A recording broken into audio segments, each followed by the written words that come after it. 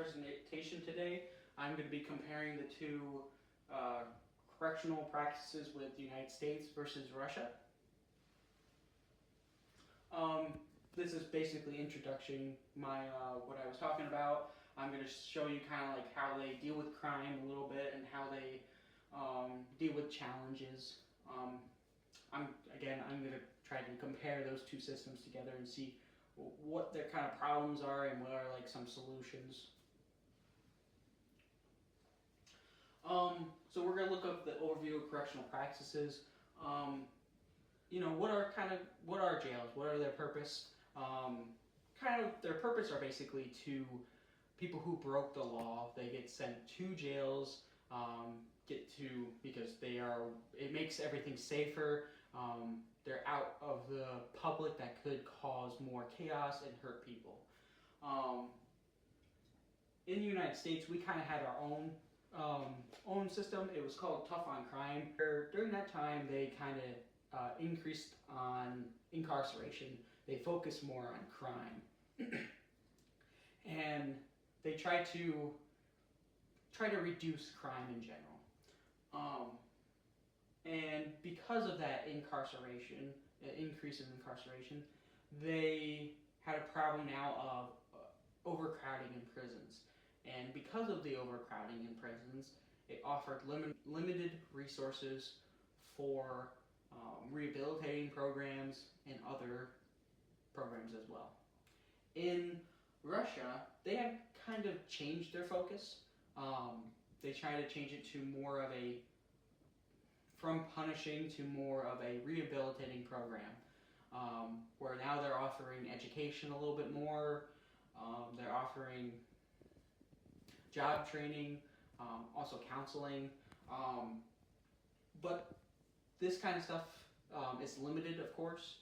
They're kind of slowly turning to that. They're not automatically doing it right now because the funding is limited. They also have, of course, the United States have overcrowding. They're not far behind. I believe they're the third or fourth with their overcrowding, but just not as bad as the United States. Another thing is, Russia did not come from a democratic regime, from a communist regime, where they had different systems. During that time, during the Soviet Union, it was very private. They didn't talk much. During the Cold War, of course, they didn't share a lot of information. But one thing that they did have was the Gulag, where people did get tortured. They had to fight for their life. They did die, unfortunately.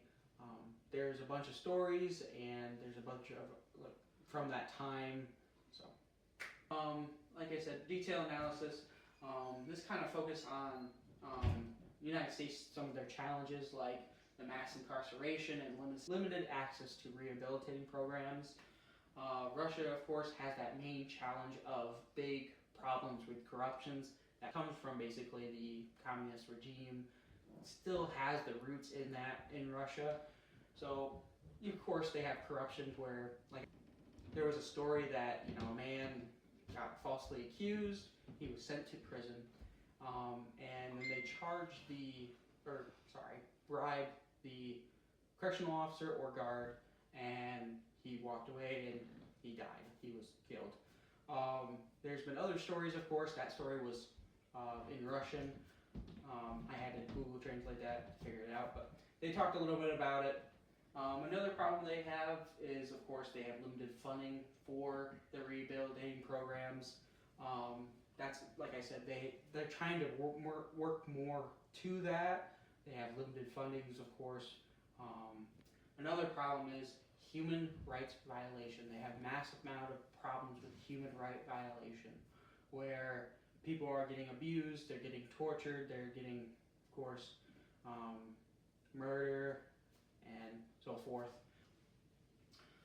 What it kind of looks like in prison, Russia prison, like I said, these prisons are not well maintained, or it doesn't look as neat very well, not very cleansy.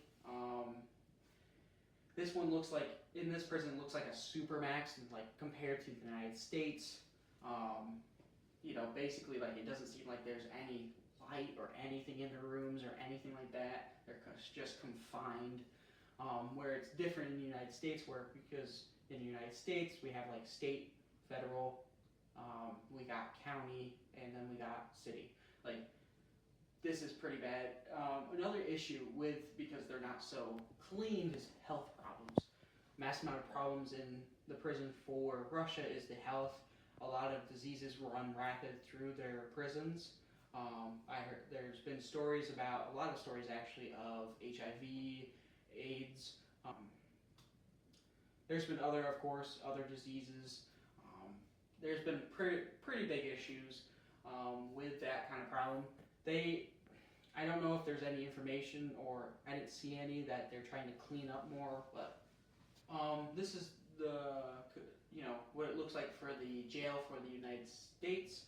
Kind of more neat, more well maintained, kind of nice. You don't see as much as like, it's not like closed off. They can actually have light in their room. It's not so like, it doesn't look like a supermax. It's more open. It's more, you can see more. People are not like just stuck in a cage. This is what it kind of looks like in those rooms inside of I believe this is a federal prison, what it looks like in the United States.